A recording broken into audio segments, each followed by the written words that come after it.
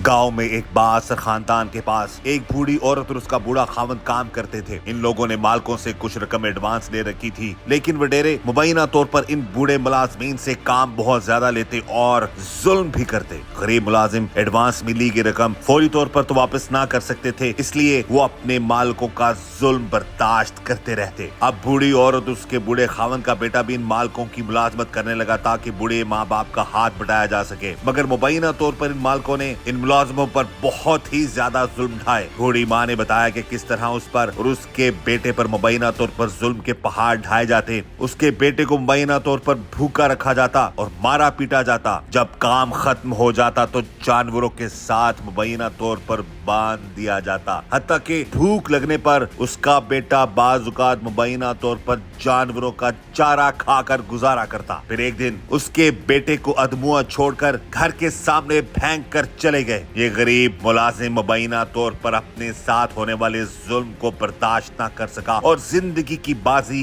हार गया। मरने वाले मुलाजिम की वालदा और उसके लवाहिकीन ने किए उसके साथ होने वाले जुल्म और उसके कत्ल के हवाले से होशरुबा इंकशाफात। बड़ा मुश्किल होता है जी बुजुर्ग माँ बाप के लिए जब उनको उनकी जवान औलाद का दुख देखना पड़े।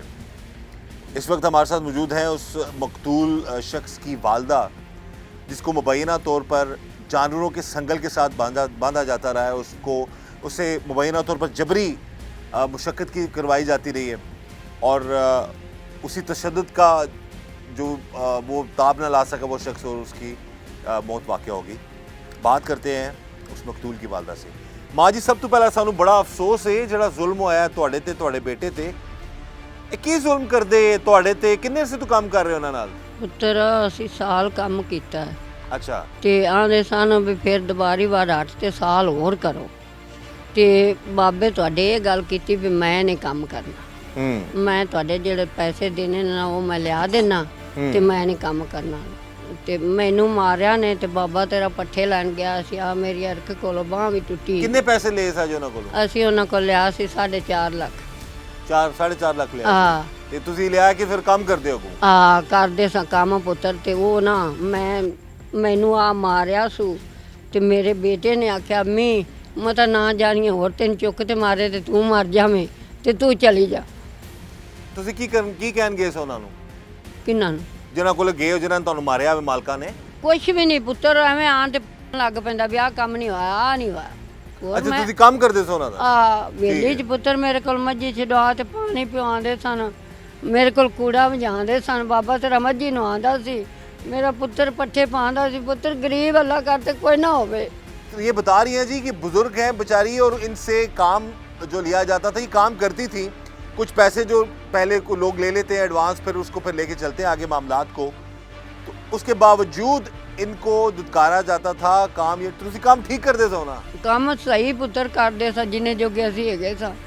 ਤੇ ਖਲੋਣ ਨਹੀਂ ਦਿੰਦਾ ਸੀ, ਇਧਰੋਂ ਆਉਂਦਾ ਸੀ ਤੇ ਲੜਦਾ ਸੀ, ਇਧਰੋਂ ਆਉਂਦਾ ਸੀ ਤੇ ਲੜਦਾ ਸੀ ਤੇ ਮੈਨੂੰ ਨਾਲ ਕੰਧ ਤੇ ਮਾਰਿਆ।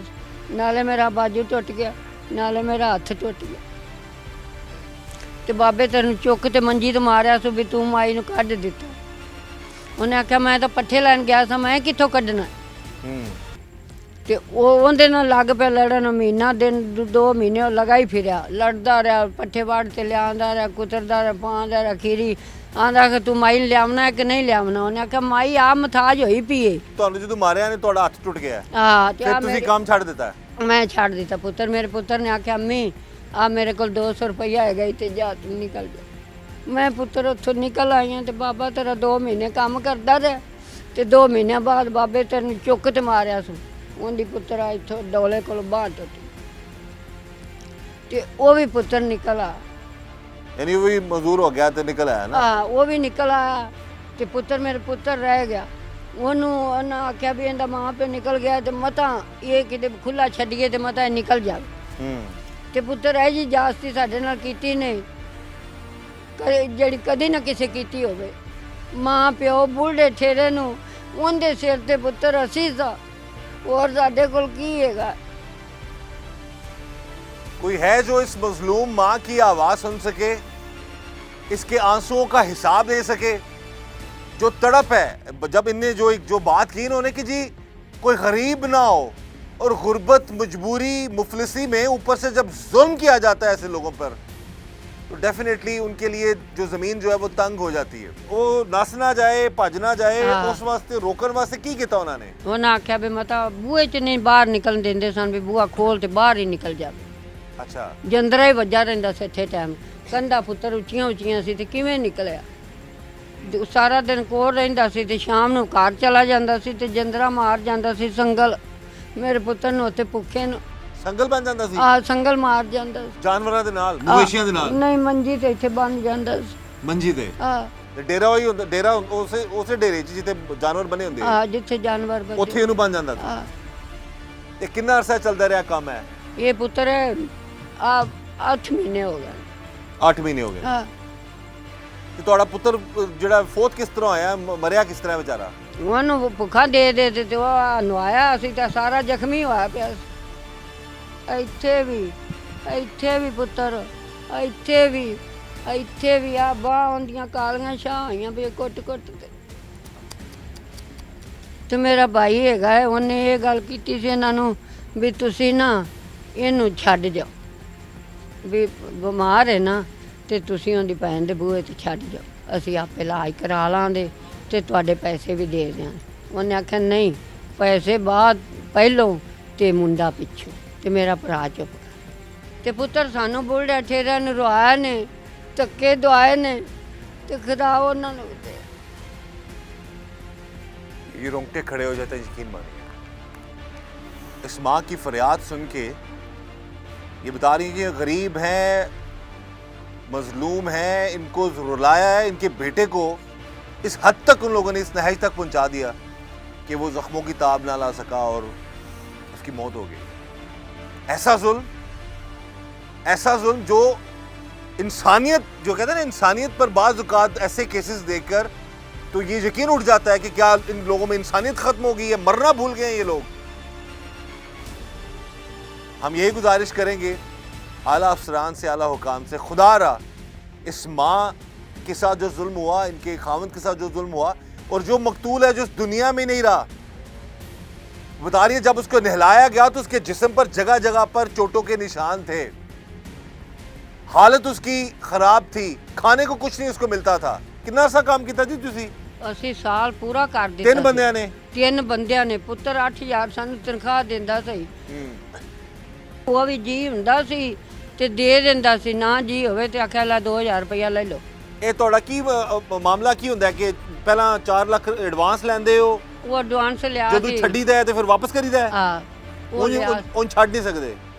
ਹੈ ਮਤਲਬ ਤੁਸੀਂ ਕੰਮ ਛੱਡਣਾ ਹੋਏ ਤੇ ਫਿਰ ਵਾਪਸ ਕਰਨਾ ਹੁੰਦਾ ਹੈ? ਹਾਂ ਫਿਰ ਅਸੀਂ ਆਖਿਆ ਸੀ ਅਸੀਂ ਦੇ ਦਿਆਂਗੇ। ਅੱਛਾ, ਜਿਹੜਾ ਲਿਆ 4 ਲੱਖ ਹਾਂ ਪੈਸੇ ਤੁਸੀਂ ਵਾਪਸ ਕਰਨ ਤੋਂ ਤੁਸੀਂ ਇਨਕਾਰ ਤੇ ਨਹੀਂ ਕੀਤਾ ਨਾ? ਨਹੀਂ ਪੁੱਤਰ, ਤੁਸੀਂ ਕਿਹਾ ਦੇ ਦਾਂਗੇ। ਅਸੀਂ ਆਖਿਆ ਸੀ ਵੀ ਅਸੀਂ ਕੰਮ ਕਰਦੇ ਪਏ ਪੁੱਤਰ, ਤੈਨੂੰ ਦੇ ਤੇ ਜਾ।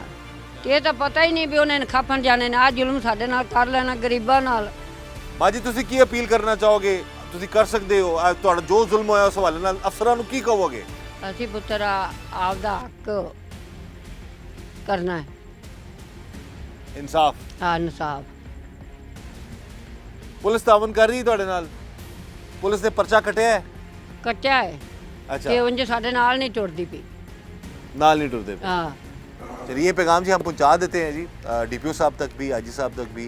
और गुजारिश यही करेंगे कि गरीब लोग हैं, मैं अगेन इनके घर के हालात भी आप स्क्रीन पर देख रहे होंगे कि खाने को जो कहते हैं ना कि रोटी नहीं है, तो ये लोग किस तरह, ये वो हमारा सिस्टम है, इस सिस्टम को बेहतर होने की ज़रूरत है कि अगर किसी गरीब के साथ जुल्म हो जाए तो उसको इंसाफ कैसे दिलाया जाए। FIR तो हो गई, पुलिस कार्रवाई भी यकीनन कर रही होगी, हम इल्ज़ाम नहीं लगा रहे, लेकिन जो एक कहते हैं ना कि इंसाफ किसी को मिल जाना और किस हद तक उसको किस तरीके से मिलना, तो ये चीज़ें ऐसे गरीबों के लिए आसान होनी चाहिए। हम यही दुआ करते हैं कि ऐसा जुल्म कभी कोई किसी के साथ ना करे, और खुदा ना खासा अगर कोई किसी के साथ ऐसा जुल्म करता है तो उसको कानून के मुताबिक कड़ी से कड़ी सज़ा ज़रूर मिलनी चाहिए और तफ्तीश मेरिट पर होनी चाहिए।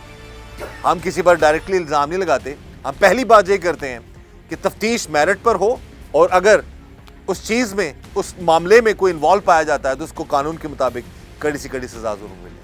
इस वक्त जी हमारे साथ मौजूद हैं फूलनगर में हमारे नुमाइंदा नदीम संदूर, उनसे हम बात करते हैं इस केस के हवाले से। जी नदीम बताइएगा। जी कैसर भाई, ये इंसानियत सोज वाक़या है। फूलनगर के नवाही गांव शेरपुर में वाक़या पेश आया है, जहां पर एक बंदे ने एक वडेरे के पैसे देने थे, जो कि चंद के पैसों की वजह से उसको उन्होंने जानवरों के संगलों के साथ बांधकर काफ़ी अरसा रखा है, और ना उसको कुछ खाने को देते थे, ना उसको कुछ पीने को देते थे। जब उसकी हालत गैर हो गई है तो उसको उठा के उसके घर के बाहर फेंक गए कि ये आपका बच्चा है जी, ये रखें। जब उस बच्चे को मुकामी जो हॉस्पिटल है वहाँ पे ले जाया गया तो उसकी वो जानवर ना हो सका और वो मौके पर दम तोड़ गया। एक 31 साल शख्स को मुबैना तौर पर संगलों से बांध कर उसे तशद्दुद का निशाना बनाया जाता रहा, उससे मुबैना तौर पर काम लिया जाता रहा और उसको खाने को भी जो है वो नहीं मिलता था। बहरहाल उसके साथ क्या क्या जुल्म हुए और किस तरह उसकी मौत वाक़ हुई, इलाके के लोगों से हम बात करते हैं। ऐसा जी दसो की सारा वाक़या है, की होया है इस मुंडे नाल जुल्म? ਇਹ ਜ਼ੁਲਮ ਇਹ ਹੋਇਆ ਜੀ, ਮੁੰਡੇ ਨੂੰ ਕੰਮ ਕਰਾਉਂਦੇ ਆ, ਵਿਚਾਰਾ ਪੈਸੇ ਦੇਣੇ ਆ, ਗਰੀਬ ਆ, ਉਹ ਕੰਮ ਕਰਦਾ ਸੀ ਤੇ ਉਹਨੂੰ ਬੰਨ੍ਹ ਦਿੰਦੇ ਸਨ ਸੰਗਲਾਂ ਨਾਲ ਰਾਤ ਨੂੰ ਮੰਜੀ ਨਾਲ। ਉਹ ਮੱਛਰ ਮੁੱਛਰ ਵਿਚਾਰਾ ਪਟੀਂਦਾ ਪਟਾਉਂਦਾ ਪਿਆ ਰਹਿੰਦਾ ਸੀ, ਮਜਬੂਰੀ ਸੀ, ਪੈਸੇ ਦੇਣੇ ਸਾਨੇ। ਉਹ ਮਾਰ ਕੇ ਤੇ ਇੱਥੇ ਘਰ ਸੱਟ ਗਏ ਨੇ ਇਹਨਾਂ ਦੇ। ਅੱਛਾ, ਕੋਈ ਸਾਹ ਹੈਗਾ ਸੀ ਲੱਤਾਂ ਜੋ ਲੱਦਾ ਠੇਲੇ ਤੇ ਲੈ ਗਿਆ ਭਾਈ, ਫਿਰ ਉਹ ਸਰਕਾਰੀ ਹਸਪਤਾਲ ਗਏ, ਉਹਨਾਂ ਵੀ ਕੋਈ ਰਿਪੋਰਟ ਨਹੀਂ, ਸਾਨੂੰ ਕੋਈ ਸ਼ੈ ਨਹੀਂ ਦਿੱਤੀ ਜੀ। ਪੁਲਿਸ ਵਾਲੇ ਆਣਗੇ ਤੇ ਤੁਹਾਨੂੰ ਕੋਈ ਸ਼ੈ ਦਿਆਂਗੇ, ਨਹੀਂ ਤੇ ਵਰਨਾ ਜਾਓ ਤੁਸੀਂ। ਅਸੀਂ ਉੱਥੋਂ ਮੰਜੀ ਤੇ ਪਾਇਆ ਜੀ, ਥਾਣੇ ਵਾਲੇ ਲੈ ਗਏ ਜੀ, ਪੋਸਟਮਾਰਟਮ ਕਰਾਇਆ। ਸਾਡੀ ਜਨਾਬ ਕੋਈ ਜਿਸ ਸੁਣਦੇ ਟਾਈਮ ਨਹੀਂ। ਹਸਪਤਾਲ ਗਏ ਉਸ ਟਾਈਮ ਉਹ ਫੌਤ ਹੋ ਗਿਆ ਸੀ। ਜਦੋਂ ਹਸਪਤਾਲ ਗਏ ਉਦੋਂ ਉਹਨਾਂ ਟੀਕਾ ਲਾਇਆ, ਟੀਕੇ ਲਾਉਣ ਤੋਂ ਬਾਅਦ ਉਹ ਫੌਤ ਹੋ ਗਏ। ਯਾਨੀ ਕਿ ਉਸ ਤੋਂ ਪਹਿਲਾਂ ਸਾਹ ਦੇ ਘੱਟ ਹੀ ਸਨ। ਸਾਹ ਹੈਗਾ ਸਨ, ਲੱਤਾਂ ਕੋਣੀ ਸੀ, ਸੀਨੇ ਤੇ ਕੋਈ ਸਾਹ ਹੈਗਾ ਸੀ ਜਦੋਂ ਸੱਟ ਕੇ ਗਏ ਨੇ। ਕੋਸ਼ਿਸ਼ ਬਿਲਕੁਲ ਨਹੀਂ ਸੀ। ਨਹੀਂ, ਹੋਸ਼ ਨਹੀਂ ਹੈਗੀ ਸੀ, ਪਾਣੀ ਪਾਉਂਦੇ ਸਨ, ਮੂੰਹ ਹੀ ਨਿਕਲ ਜਾਂਦਾ ਸੀ, ਪਾਣੀ ਤੱਕ ਨਹੀਂ ਹੈਗਾ ਲੰਘਿਆ ਹੁੰਦੇ। ਅੱਛਾ, ਤੁਸੀਂ ਨਾਲ ਸੋਚਦਾ? ਹਾਂ, ਮੈਂ ਨਾਲ ਮੌਜੂਦ ਸਾਂ ਤੇ ਥਾਣੇ ਵੀ ਅਸੀਂ ਲੈ ਕੇ ਗਏ ਤੇ ਉਦੋਂ ਵੀ ਨਾਲ ਮੈਂ ਮੌਜੂਦ ਹੀ ਗਿਆ। ਪੈਸੇ ਕਿੰਨੇ ਦੇਣੇ ਇਹਨਾਂ ਨੇ ਵਾਪਸ? ਪੈਸੇ ਇਹਨਾਂ ਦੇਣੇ ਸਨ ਕੋਈ 3-4 ਲੱਖ ਰੁਪਈਆ ਉਹਨਾਂ ਦਾ। ਅੱਛਾ, ਉਹਦੀ ਵਜ੍ਹਾ ਤੋਂ ਉਹਨੂੰ ਬਾਲ ਨੂੰ ਨੱਸਣ ਨਹੀਂ ਦਿੱਤਾ ਨੇ, ਮਾਂ ਡਰਦਾ ਉਹਨਾਂ ਤੋਂ ਨੱਸ ਗਿਆ, ਮਾਂ ਨੂੰ ਮਾਰਿਆ ਇਹਨੇ, ਪਿਓ ਨੂੰ ਮਾਰਿਆ ਇਹਨੇ, ਤੇ ਉਹ ਨੱਸ ਗਿਆ ਸਨ। ਉਸ ਤੋਂ ਬਾਅਦ ਮੁੰਡੇ 8-9 ਮਹੀਨੇ ਮੁੰਡਾ ਰਿਹਾ ਇਕੱਲਾ। ਪੱਠੇ ਦਿਨੇ ਵਢਾ ਲੈਂਦੇ ਸਨ, ਬੰਦਾ ਨਾਲ ਜਾਂਦਾ ਸੀ ਤੇ ਖੋਲ ਦਿੰਦੇ ਸਨ, ਪੱਠੇ ਵੱਢ ਕੇ ਲਿਆ ਕੇ ਤੇ ਫਿਰ ਉਹਨੂੰ ਸ਼ਾਮੀ ਸੰਗਲ ਮਾਰ ਜਾਂਦੇ ਜਾਂਦੀ ਵਾਰ।